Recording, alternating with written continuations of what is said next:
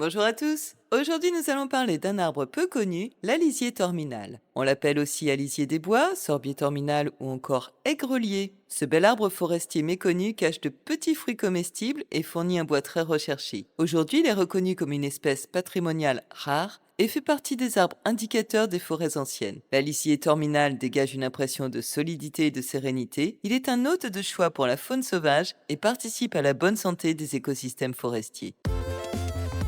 La lisier terminale, Sorbus terminalis, appartient à la famille des rosacées. C'est un arbre indigène d'Europe et d'Asie mineure qu'on trouve partout en Europe dans les régions tempérées. Il pousse principalement dans les forêts et les bois clairs, souvent en bordure des zones boisées, et dans des sols bien drainés. En France, la lisier terminale est particulièrement répandue en Alsace et en Lorraine, mais on le trouve partout sur le territoire de façon éparse. La lisier terminale est un arbre à la croissance plutôt lente, il mesure entre 15 et 25 mètres de haut, sa couronne est ovoïde et son aspect souvent élancé. Il peut vivre plus de 200 ans. Son tronc est bien vertical et assez court. L'écorce est brune à gris clair, elle peut devenir rousse avec le temps. Elle se fissure en petites plaques squameuses qui rappellent celles du platane. Les rameaux sont fins, velus à l'état jeune, puis glabres après leur premier hiver. Les feuilles sont simples, souvent comparées à une petite feuille d'érable, mais plus ronde et à bord denté. Elles sont d'un vert brillant et deviennent orange vif ou rouge cuivré à l'automne. Les fleurs sont petites, blanches ou rosées, elles ont 5 pétales et sont disposées en petites grappes. La floraison a lieu en mai-juin. Les fruits, les alises, sont de petites drupes brunes de 1 à 2 cm de diamètre en forme de mini-poire, d'abord astringentes, puis comestibles une fois blettes. Elles mûrissent en septembre-octobre et prennent alors une couleur rouge-brun. Les racines sont profondes, robustes, elles participent à la stabilisation des sols en milieu forestier. Dans l'Antiquité, la lisier terminale était connue des Celtes et des Romains. Les Romains l'utilisaient pour soigner les diarrhées et la dysenterie, puisqu'ils connaissaient ses vertus astringentes. Au Moyen Âge, il était parfois surnommé l'arbre du médecin, en référence à ses propriétés médicinales. En Europe, la lisier terminale a longtemps été utilisée pour ses fruits, qui étaient consommés sous forme de purée ou de compote. On en faisait aussi des boissons alcoolisées ou des liqueurs, et on utilisait son bois, qui était réputé pour être dur et résistant. Il était réservé à l'archerie, à la sculpture et aux instruments de précision. La lisier terminale a des propriétés astringentes. Du fait des tanins qu'il contient, c'est un remède traditionnel contre les diarrhées et d'autres troubles digestifs. La lisier terminale a des propriétés toniques et digestives. Ses fruits sont utilisés pour stimuler l'appétit, faciliter la digestion et tonifier les muscles de l'intestin. La lisier terminale a des propriétés antioxydantes. Il peut aider à protéger les cellules contre les dommages causés par les radicaux libres. La lisier terminale a des propriétés anti-inflammatoires qui sont utiles dans le traitement de certains troubles cutanés ou pour soulager les douleurs articulaires. Enfin, la lisier terminale a des propriétés diurétiques. Il peut être utilisé pour traiter les affections urinaires et pour favoriser l'élimination de l'eau du corps.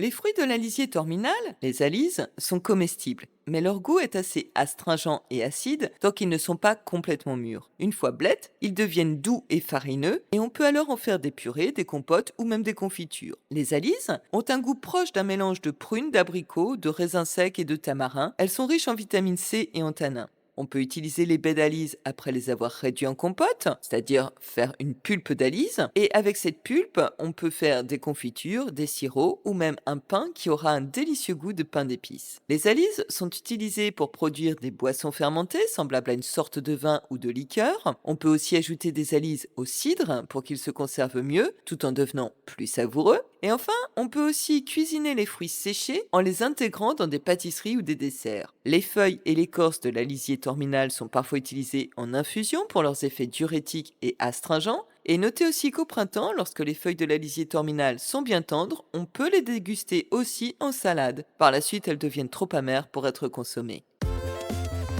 Les feuilles se récoltent au printemps. Une fois séchées, elles peuvent être utilisées en tisane pour leur effet tonique léger. La récolte des alises a lieu en automne, vers octobre-novembre, après les premières gelées, lorsque les fruits ont mûri et sont devenus mous et farineux. Les fruits sont récoltés à la main avec précaution car ils sont assez fragiles et peuvent se dégrader rapidement après la récolte.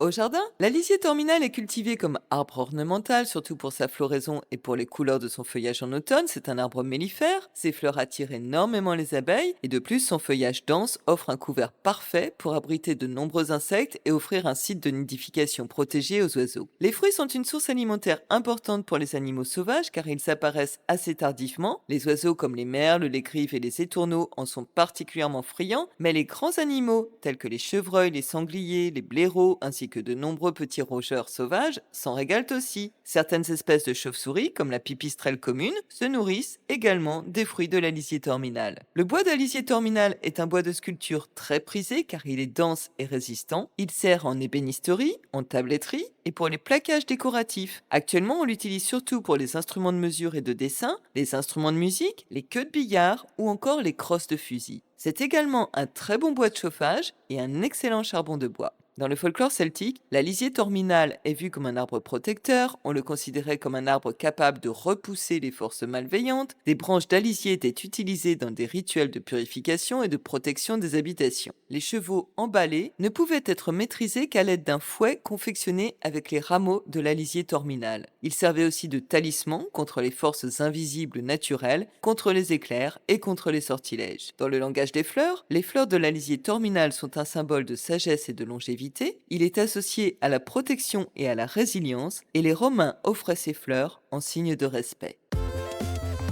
Bref, la lisier terminale est un trésor discret de nos forêts, à la fois arbre nourricier, médicinal et précieux pour son bois. Il mérite d'être mieux connu et protégé. Facile à reconnaître avec ses feuilles qui ressemblent à celles de l'érable et ses petits fruits en grappe après la floraison. Il est de plus très esthétique, tant par son port dense que par ses couleurs automnales. La lisier terminale joue un rôle important dans les écosystèmes forestiers par sa capacité à fixer les sols et à retenir l'eau. Il est de plus fort apprécié par tout le règne animal qui y trouve à la fois de quoi se nourrir et se protéger. Vraiment, la lisier terminale mérite bien qu'on lui prête plus d'attention. Et si vous avez apprécié et aimé cette vidéo, pensez à liker et à partager le lien pour faire connaître cette chaîne et bien sûr à vous abonner. Vous pouvez retrouver les recettes et cette fiche sur le site de la petite musique dans la forêt.com dont le lien figure en barre de description. Et tous les commentaires sont les bienvenus qu'il s'agisse d'apporter des précisions, de formuler des appréciations ou de poser des questions. Et je vous dis à mardi prochain!